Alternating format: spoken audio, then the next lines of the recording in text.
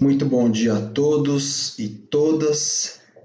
Nós damos início a partir de agora a mais uma aula, na verdade, a nossa última aula desta série de estudos ou do nosso treinamento que consistiu em 9 aulas, né, a respeito do método de estudo bíblico indutivo.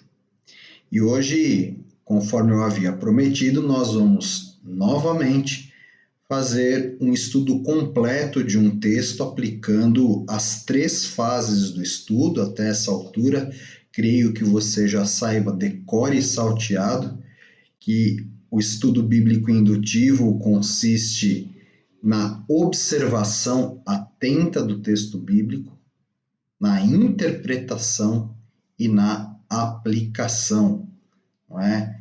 Temas ou subtemas, capítulos desse estudo que tem como uma premissa, quando tomadas as primeiras letras, né, de cada uma das palavras, o acróstico OIA, né? Lembra da menininha que tinha aquela lupa, né, com o olho que ficou bem grande, não é, através das lentes, para a gente sempre lembrar que o método do estudo bíblico indutivo ele consiste em OIA, observar, interpretar e aplicar o texto bíblico. Também vimos que este método prima por um mergulho na palavra de Deus, nas águas profundas da palavra de Deus, sempre através de uma postura de oração, de humildade diante da grandiosidade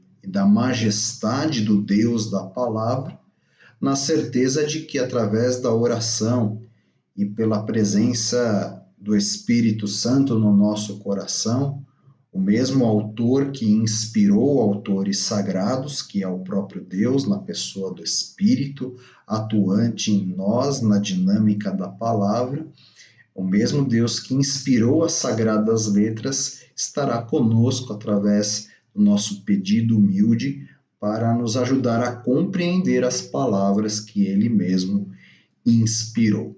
E é assim que nós vamos dar início ao nosso estudo dessa manhã. Antes de irmos diretamente ao texto bíblico, eu acho que você já deve estar curioso para saber que texto nós vamos estudar hoje, mas vamos iniciar da maneira correta. Vamos iniciar buscando a face do Senhor em oração. Me acompanhe nessa oração. Oremos.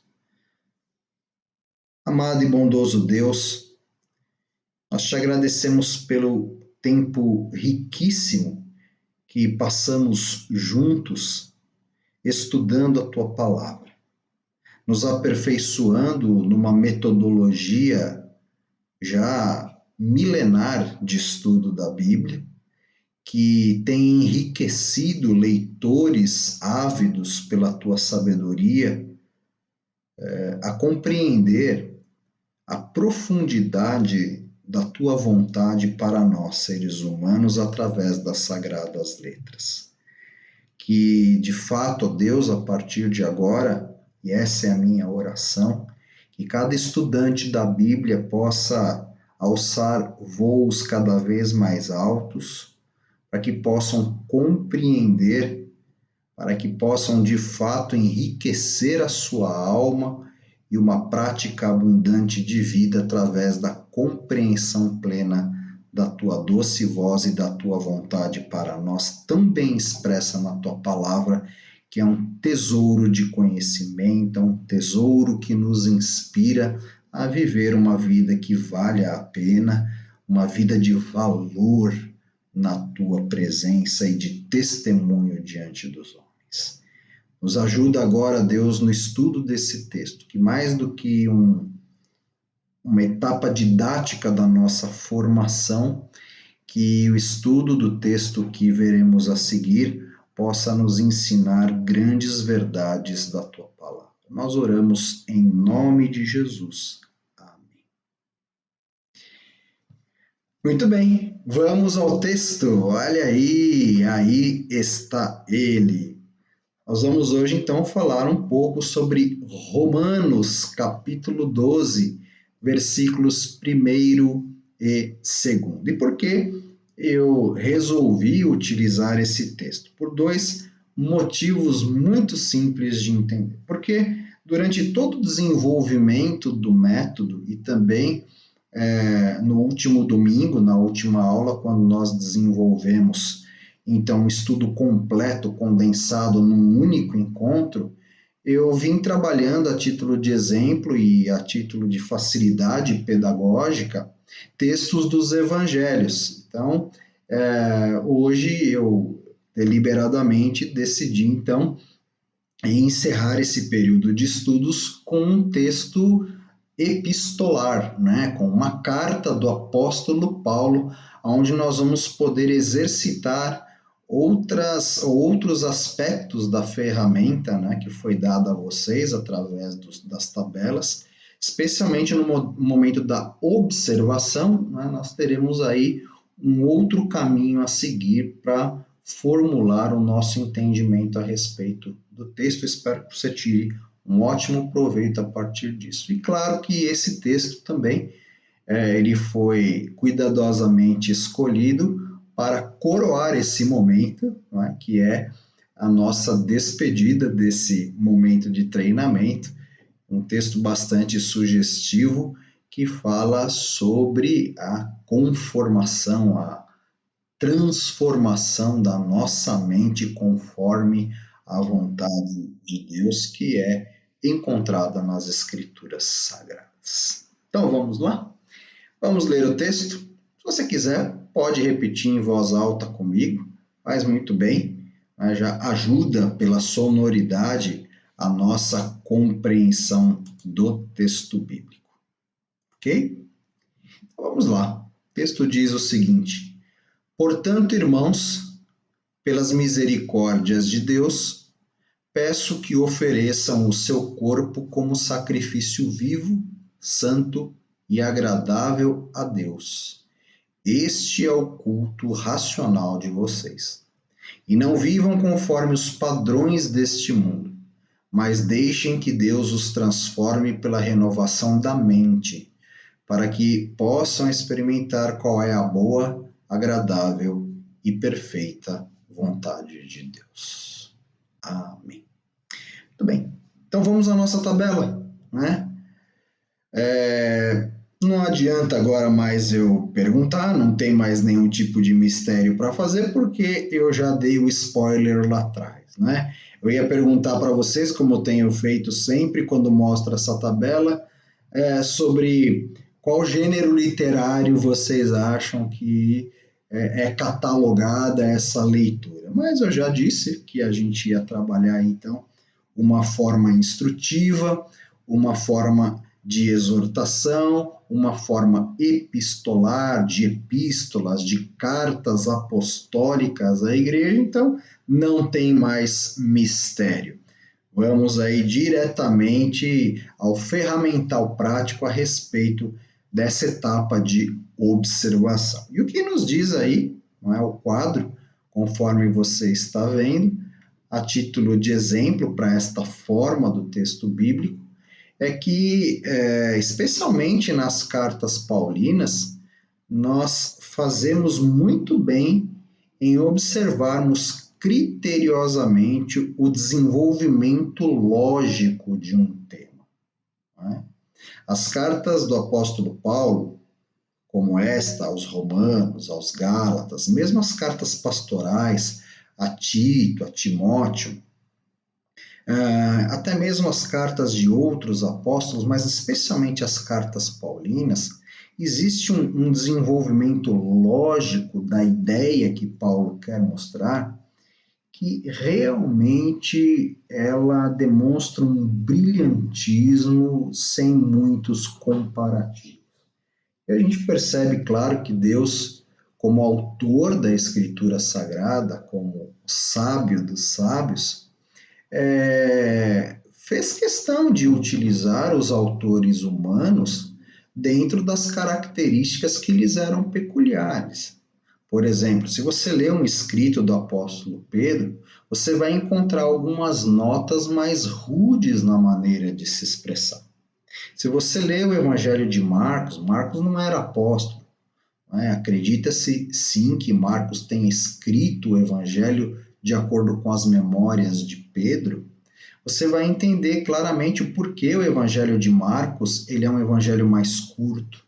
É um evangelho que tem frases mais resumidas sobre determinadas passagens e daí por diante. Porque Pedro tinha uma característica mais monossilábica, digamos assim. Ele era uma pessoa de pouco diálogo, era uma pessoa que muitas vezes não se prolongava no seu discurso, não fazia um encadeamento de ideias, por exemplo, como Paulo fazia. Paulo era um rabino. Paulo, conforme mostra a palavra, foi educado aos pés de um outro grande rabino e sábio da época, que foi Gamaliel. Portanto, Paulo era um pupilo de Gamaliel, era alguém que tinha aí uma inteligência bastante acentuada, e obviamente Deus fez uso dessa característica de Paulo para enriquecer, então, aquilo que a gente pode seguramente hoje chamar de sistematização das doutrinas que, de modo incipiente, apareciam no Evangelho. Imagina que você tem o Evangelho ou os Evangelhos que são basicamente biografias a respeito de Jesus, que trazem narrativas das passagens envolvendo a vida de Jesus. E o apóstolo Paulo, de posse desse conhecimento e do conhecimento de todo o arcabouço escriturístico desde o Antigo Testamento, formula, não no sentido de inventar, mas ele consegue distinguir, claro que inspiradamente, mas também como fruto do seu conhecimento prévio, doutrinas, postulados a respeito da fé que acabaram sendo sacramentados como uma crença firme desde então, fazendo com que tenhamos uma grande solidez naquilo que nós cremos com base na palavra de Deus.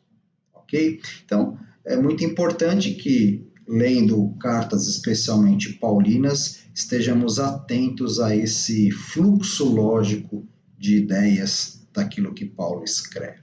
Ok? Tá lá, né, na nossa tabelinha, característica principal dessa forma, onde a gente tem que fixar a nossa atenção, como eu já disse, nas ideias, nas palavras, nos verbos, como que os apóstolos, aqui no caso Paulo, se expressam, os sujeitos, os objetos e como que a passagem em si se forma, ok? Bem, agora sim, diretamente a título de observação, uma dica muito importante para esse tipo de forma literária é você fazer um esboço de como as ideias vão se desenvolvendo através do texto. Acabei de falar isso.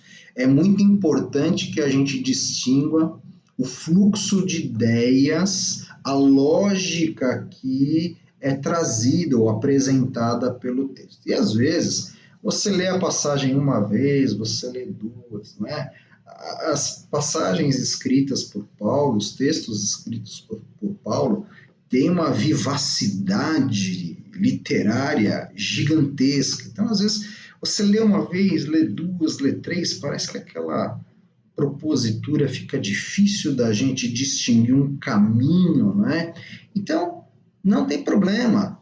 Pegue uma caneta, um lápis, um papel e trace um esboço, Esboce o desenvolvimento das ideias, É muito interessante falar dessa forma, porque a gente aprende a pensar e depois, com o tempo, aprende a expressar aquilo que a gente pensa, especialmente na escrita, de forma a seguir um encadeamento lógico de ideias.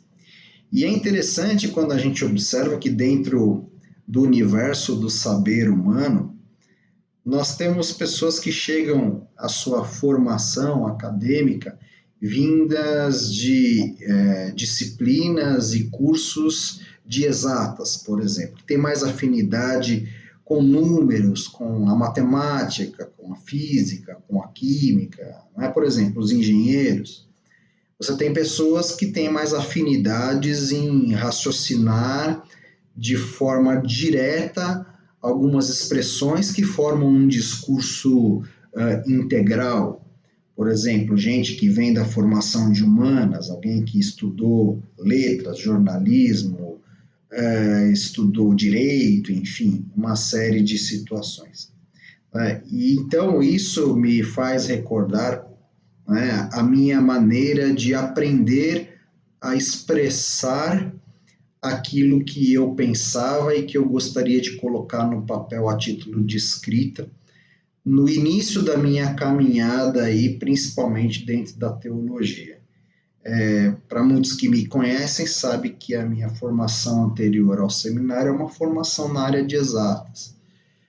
Então, quando eu comecei a me desenvolver na escrita, na redação, na forma de expressar de forma escrita ou verbal aquilo que eu gostaria de falar, eu simplesmente fazia exatamente isso que é a sugestão do estudo bíblico indutivo. Eu fazia algumas caixinhas como se fosse um organograma e eu ia colocando a sequência daquilo que eu gostaria de falar e da forma que eu gostaria de falar para me certificar que eu ia obter um encadeamento lógico, uma sequência progressiva de ideias, um encadeamento que iria resultar numa conclusão clara para o meu ouvinte ou para o meu leitor. Então, durante muitos anos eu fiz isso, obviamente que com a prática eu parei de fazer, né, claro. Mas a sugestão aqui é exatamente essa. Esboce no papel a sequência de ideias que você encontra no texto. Isso vai ajudar muito a você compreender o fluxo de ideias pretendidas pelo texto, né? Outra dica importante aqui é a observação de palavras repetidas, não é? Isso é muito importante porque sempre que um autor usa de repetições, ele não está fazendo das repetições vãs repetições, não é isso.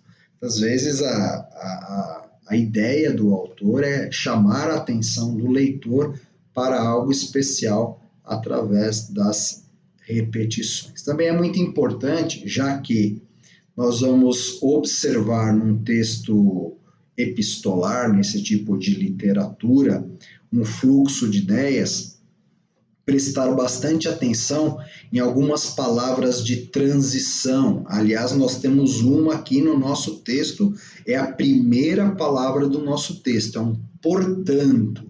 Portanto, é uma forma, uma palavra de transição. Portanto, significa que o autor está caminhando para concluir um pensamento a partir de algo prévio que ele já trouxe. Então, por exemplo, nós estamos falando aqui do capítulo 12 de Romanos. Para você ter uma compreensão de aonde o Paulo quer chegar, é importantíssimo que você leia também o capítulo 11, viu? Pensou que era moleza, né? Porque eu trouxe um texto de apenas 2 versículos, você pensou que ia ler pouco? Nada disso, né? É importante, até porque nós temos essa palavra de transição, portanto, que a gente entenda o que é que Paulo falou antes disso, certo? Nós temos aí também o para, porque, o por, a fim de que, para que, né? De forma a concluir um pensamento. Portanto, cada palavra é importantíssima para que nós possamos entender toda a ideia que o autor pretende trazer. Ok? Vamos lá, vamos tentar aí, a título de observação, tentar fazer aqui um esboço de ideias. Eu tentei aqui, conforme você pode ver, fazer um esboço de ideia. É claro que você pode seguir esse esboço de forma pedagógica, mas eu tenho certeza absoluta que se você se deter nesse texto, no texto do capítulo anterior, você observar melhor, com muito mais tempo que nós temos nesse momento de aula, você conseguirá fazer um esboço muito melhor do que esse. A essa altura, eu tenho certeza que todos que caminharam comigo até aqui têm condições, sim, de fazer um esboço até melhor que esse, com mais tempo. Então, aqui, para fins pedagógicos, está aqui, né? Como que eu fiz esse esboço? Comecei com isso, ó, observando palavras de transição. Então, dentro desse esboço, o texto já começa fazendo uma conexão com o capítulo anterior, né? Essa interrogação aqui, esse ponto de interrogação, não estou colocando em dúvida se ele faz ou não a conexão com o capítulo anterior. Eu coloquei esse ponto de interrogação aqui justamente para provocar você o seguinte, quer dizer, o que é que ele diz no capítulo anterior? Aí sim, ponto de interrogação. Eu não estou em dúvida que tem uma conexão, a conexão está clara, mas aí é para provocar de fato você a buscar o que é que ele disse de fato no capítulo anterior. E aí o interessante é que logo na sequência, Paulo faz um apelo, percebe? Rogo pelas misericórdias de Deus, né? Ele faz lá um apelo, né? Esse apelo, ele tem um endereço, ele faz um apelo para a entrega pessoal, uma entrega pessoal, mas completamente integral na presença de Deus. Paulo, com base no que ele falou no capítulo 11, na verdade, que ele traça ali um discurso a respeito de alguns desvios do povo judeu diante da vontade do Senhor, que fez com que o evangelho pudesse ser também compartilhado com os gentios, né? Paulo está dizendo que assim como o povo judeu, né, ele até certa medida ele não acompanhou mais aquilo que era a proposta da graça de Deus, e isso foi estendido aos gentios. A ideia é que agora o gentio, né, o povo que não é judeu, que teve a oportunidade de receber a palavra da salvação pela graça, a salvação pela graça mediante a fé única e exclusivamente em Jesus Cristo e não por obras, para que ninguém se glorie, inclusive usando uma expressão do próprio apóstolo Paulo. Então, na verdade, para que a gente não retroceda, percebe? A gente não menospreze esse presente, essa graça dada por Deus a nós, como fizeram os judeus. Então, tem aí um apelo todo especial para uma entrega completa daquele que recebe o evangelho pela graça, sem titubear, para que realmente, de maneira integral, ele possa se entregar na presença de Deus como um sacrifício, né? Como o sacrifício que lá no Antigo Testamento era oferecido, ou no tabernáculo, ou no templo, e que era integralmente também aceito por Deus como uma adoração aceita ao Senhor, né? Como algo agradável a Deus. E aí Paulo fala sobre, já no capítulo, não, desculpe, no versículo de número 2, Paulo passa a falar sobre a metanoia, sobre a importância da transformação da nossa mente a partir do momento em que nós recebemos o evangelho, para nós não retrocedermos. Então, Paulo já sabia que o ser humano tem uma facilidade muito grande de ouvir uma coisa por esse ouvido e sair pelo outro.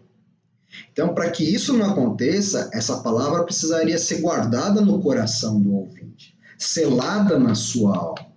E uma vez selada na sua alma, ele passaria por um processo de transformação da sua mente, não mais segundo os padrões desse mundo, mas segundo os padrões do Evangelho e da graça, e isso seria ao gentio por garantia de não retroceder, como acontecera com o judeu, que apoiara-se na lei, nas obras humanas, pessoais, portanto, e não na graça, até porque a graça, nos termos cristãos, lhes era algo realmente até estranho, e isso, então, deixados ao sabor da sua própria humanidade, no seu contato com Deus, tornaram-se pessoas religiosas apenas, não pessoas transformadas pelo Evangelho. Nós não somos chamados para ser religiosos.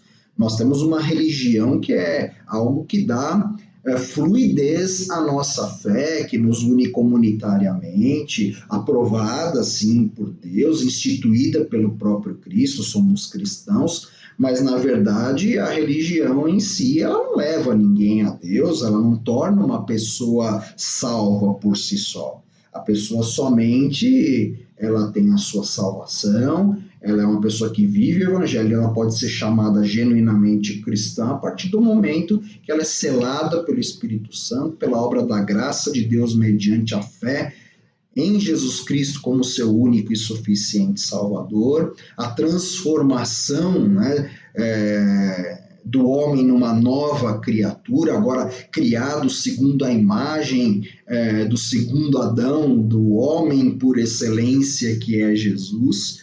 E aí, então, nós entramos nesse processo de metanoia, de transformação da nossa mente, de uma entrega total a Deus que nos garante que não iremos retroceder. Então, veja como Paulo vai caminhando de uma situação de vulnerabilidade humana expressa no capítulo de número 11 de Romanos. E aí, então, ele passa para uma realidade ofertada por Jesus ao ser humano que se torna uma nova criatura, que em contrapartida se oferta para o próprio Cristo inteiramente, não é? Para que a sua mente seja transformada e então, ao final, tendo uma vida no centro da vontade de Deus, ele torna-se sim uma pessoa abençoada porque desfruta da boa, agradável e perfeita vontade de Deus. A pessoa que vive dessa forma, que sofre, né, no bom sentido, que não é sofre, não é pejorativo, é positivo, que tem a metanoia, sua mente transformada pelo Evangelho, é uma pessoa que se entrega totalmente a Deus, que vive pelos ares da graça do Senhor, completamente transformado pela fé na obra salvífica de Cristo, é uma pessoa, ao final, bem-aventurada. Uma pessoa, de fato, bem-aventurada. Então, veja aí uma sistematização de algo que foi falado pelo próprio Cristo no Evangelho, mas que agora encontra uma organização de pensamento para facilitar a nossa compreensão humana sobre o fato, sobre aquilo que é a vontade de Deus. Ok? Então você vê aí, coloquei aí uma outra observação, algumas palavras de transição que aparecem no texto, elas por si só trazem um fluxo de ideias, como eu falei. Portanto, trazendo uma conexão do capítulo anterior, nós temos aí um imperativo, né? Esse rogo-vos, não é? Vamos voltar lá no nosso texto rapidinho, quer ver? Estou voltando, olha lá. Portanto, irmãos, pelas misericórdias de Deus, rogo-vos, né? Em outras traduções, peço. Só um imperativo, que ofereçam, oferece tu, vá lá, ofereçam vocês. Né? Então, isso é um imperativo. Então, veja, lembra que uma das características das cartas eram as exortações, a palavra de instrução. Então, ele está ali realmente exortando. Eu peço para vocês que vocês ofereçam. Né? Olha lá o imperativo. Depois você vê, aí vamos voltar de novo, uma conjunção adversativa, né? E não vivam conforme os padrões deste mundo, mas deixem que Deus os transforme pela renovação da mente, né? A metanoia. Olha aí uma palavra de finalidade, uma palavra de conclusão, uma ligação para a conclusão. Para quê? Quer dizer, qual a finalidade de que vocês possam ser bem-aventurados? Que vocês experimentem qual seja a boa, agradável e perfeita vontade de Deus. Perceberam? Então, há certamente outros detalhes a serem observados que vocês podem exercitar isso com maior liberdade, tendo um pouco mais de tempo. Ok? A título de interpretação, relembro o que eu venho dizendo até aqui, é quase que inevitável você esgotar uma etapa do método sem entrar na outra. Nós praticamente aí já tecemos uma interpretação daquilo que o apóstolo Paulo quer dizer, mas para a gente lembrar, é muito importante que a gente lance essa pergunta, né? O que é que o autor quis dizer com tudo isso, não é? Veja, sinta, pense muito bem. Por que ele escreve isso? Que significado ele tinha para as pessoas que escutaram naquele tempo e naquela cultura? O que é que Paulo quis dizer? Qual foi a razão dessa ideia, né? Qual era esse contexto? Então, aqui eu relembro aos irmãos e irmãs que uma boa ferramenta auxiliar nessa etapa de interpretação, até porque você trabalha com contextualização, é uma boa Bíblia de estudo, né? Porque você já tem o texto em cima e algumas notas comentadas embaixo. Há boas Bíblias de estudo no mercado, né? E, claro, dê preferência sempre à Sociedade Bíblica do Brasil, pelo tipo de ministério que a sociedade tem na distribuição de Bíblia. Quando você compra uma Bíblia, você colabora com esse ministério, e especialmente com relação à qualidade e seriedade do material que é apresentado, que indubitavelmente ele é feito pelos maiores nomes aí da teologia, por gente bastante gabaritada e de confiança para trazer informações valiosas. Então, essa fase de interpretação, ela pode ser muito enriquecida com um material desse, né? Nesse caso de Romanos, eu já falei de Romanos como uma notável sistematização das doutrinas cristãs incipientes no Evangelho. E se você ler aí em qualquer Bíblia de estudo sobre a introdução a Romanos, você irá verificar que Paulo escreve essa carta tendo em vista uma futura visita que ele pretendia fazer a Roma. Na verdade, Paulo ele tinha desenvolvido um plano geográfico de proclamação do Evangelho e ele pretendia ir até a Espanha, né, em sentido do coração ali da Europa, né, de Roma, Espanha, e nessa passagem ele passaria, então, se hospedaria por um tempo na cidade de Roma.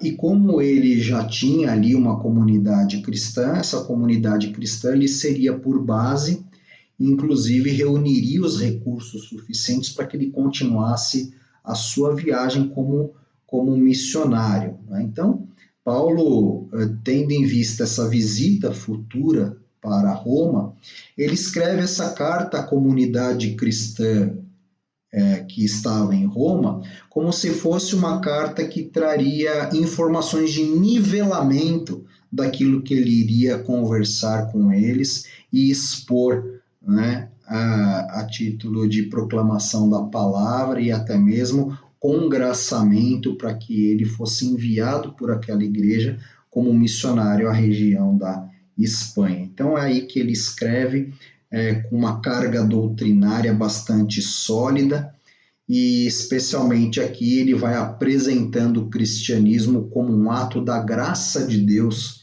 em favor dos gentios e não como mais uma religião entre as muitas que existiam no mundo antigo, especialmente os romanos, que tinham inúmeros deuses num panteão bastante diversificado de divindades, inclusive o próprio imperador romano era considerado um deus. Então Paulo está dizendo, olha, eu não estou falando de mais uma religião, estou falando de cristianismo, estou falando de evangelho, estou falando de salvação pela fé mediante a graça em Cristo Jesus. Né? Esse é o meu assunto, é um assunto de transformação, não apenas, não é, de filosofia qualquer, né? Mas é uma transformação, em primeiro lugar, de coração, de alma, um selo indelével colocado na nossa alma que é capaz de transformar a mente do ser humano, abrir as suas perspectivas para que ele passe a enxergar o mundo pelas lentes de Deus, pela mesma perspectiva de Deus, conforme expresso na sua palavra.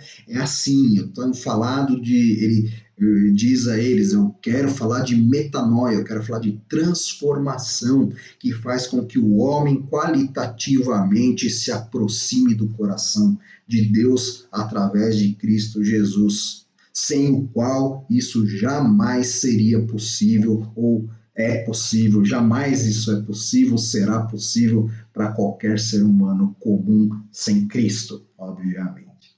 Então, é isso que Paulo faz, e assim ele faz, não é, desenvolvendo muito bem esse tema de um modo muito claro. Não é? E ao final, não é, nós chegamos aí à etapa da aplicação. Não é? E a aplicação é aquilo, né? É o momento de você respirar fundo, olhar mais uma vez para o texto e pedir instrução ao Espírito Santo. É o momento de você se humilhar diante de uma proposta nobre como essa e perguntar ao seu coração se há algum exemplo ali que você pode seguir, que você deve seguir, se há algo que você precisa abandonar em arrependimento que porventura esteja impedindo você de conformar a sua mente ou ter uma mente transformada e completamente entregue em humildade à presença de Deus. Se você, até mesmo na ânsia de cumprir essa vontade de Deus para a sua vida, tem errado em alguma coisa, realmente você distingue uma promessa preciosa, aí sim há inúmeras promessas aí da graça de Deus. Algo que você precisa obedecer para que isso se efetive na sua vida. Então, o que você vai fazer com isso, né? O que você pensa sobre isso? Se você de fato se colocar a partir de agora diante de Deus com a plena disposição de uma entrega verdadeira e integral ao Senhor como um sacrifício agradável a Deus, não é? Que diferença isso vai fazer na sua vida? Essa transformação da sua mente que irá certamente alterar algumas rotinas suas, quem sabe até mesmo alguns hábitos, não sei, talvez até alguns contatos, amizades, não sei, maneira de se comportar, de expressar, não é? Que diferença isso vai fazer para você? Você está disposto a vivenciar isso? Agora, a palavra é muito clara, para aqueles que estão dispostos, estarão realmente recebendo do Senhor, né, a honra de experimentar a boa, agradável e perfeita vontade de Deus. Quero então assim, irmãos, chegar ao final deste treinamento. Quero deixar aqui a minha palavra de incentivo para que você invista tempo da sua vida com a palavra de Deus, sem ter pressa. Precisa, na verdade, ter o compromisso de ler ou fazer um estudo desse completo por dia. Você leve uma semana, um mês para fazer um estudo de 2 versículos como esse, mas faça um mergulho profundo na palavra de Deus. Faça do estudo da Bíblia um hábito regular, diário, porque isso é que realmente vai alimentar a nossa alma.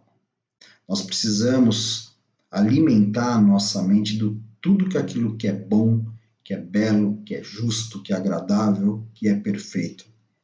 E toda essa complexidade de perfeição nós só vamos encontrar na palavra do Senhor. Ter a mente de Cristo é ter uma mente que se apegou firmemente nas promessas do Senhor. E onde nós encontramos essas promessas? Nas Escrituras Sagradas. É ali que nós somos informados da verdade bíblica. E ela não é uma mera palavra. Como já diz a própria palavra, a própria Bíblia. as palavras que eu vos tenho dito, as palavras que nós recebemos, não são meras palavras, são espírito e vida. São realmente transformadoras. Espero que você tenha tirado um ótimo proveito de tudo isso. Quero me deixar à inteira disposição de todos aqueles que estão participando. Eu deixei bastante material. Você retroceder algumas aulas, você vai ver ali um endereço do meu site. Quem estuda sabe mais. Ali você tem um rico material para interpretação bíblica, um rico material para estudo bíblico indutivo. Fique à vontade, leia, copie, divulgue, faça o que você bem entender, contanto que isso possa ser algo realmente transformador para a sua vida. Aos meus queridos irmãos, as minhas ovelhas maravilhosas da primeira IPI de Osasco, não é? Sabem sempre onde me encontrar. Estou aí à disposição de todos para tirar qualquer tipo de dúvida, para ter uma boa roda de conversa a respeito da palavra de Deus, que é algo que realmente me fascina e eu aprecio demais. Também, se você não é membro da IPI de Osasco, você consegue, através do nosso canal do YouTube, deixar um recado, né? Entre no site da igreja, há caminhos de mídia para que o seu recado chegue até mim. Terei o maior prazer em poder responder e ajudá-lo na sua caminhada de fé. Que Deus abençoe ricamente a todos. Um forte abraço. Amém.